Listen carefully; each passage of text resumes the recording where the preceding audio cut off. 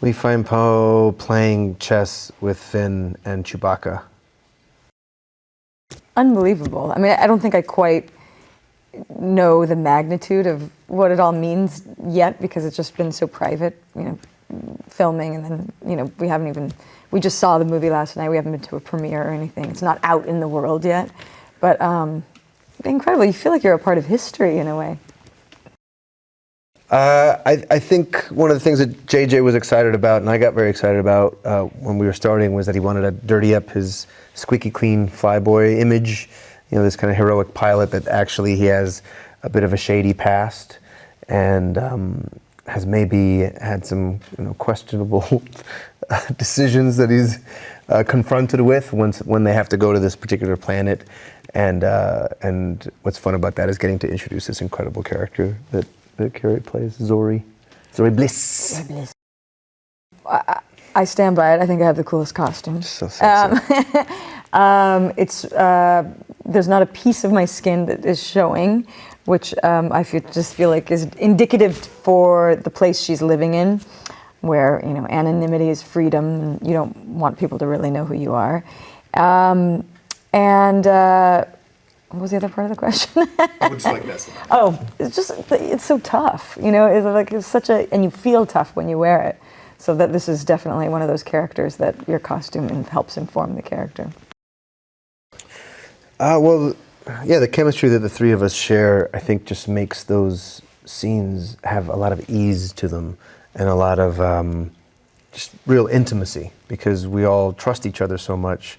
We have genuine love for each other, and so we're willing to play and not be afraid to look stupid, and yeah, I think just allow for real intimacy that comes across. What can I tell you about Babu? That Babu is a part of the underworld of Kijimi, kind of doing shady stuff for people in need. And I think he will be a very enjoyed and beloved character by the end of this. I feel very fortunate to have been asked to contribute whatever I could to telling this story. I think the particular story of that character has been really interesting. It brings up important questions, I think, you know, within the idea of resisting itself. What does that mean? And what does it mean to give over to a cause? And what does it mean to be a leader? I think those are all really interesting questions that I grappled with and grappled with JJ and Ryan. And so I think that I was really fortunate to have such a massive canvas to be able to actually play with real questions that, like, we deal with on a day-to-day basis. And again, just the idea of hope, someone that's just so relentlessly, aggressively optimistic. Strangely, working with JJ on Felicity 20-something years ago is the same experience with working with him on this massive Star Wars production, because he's so much the same person. He's always been that person. He's this incredibly capable, funny.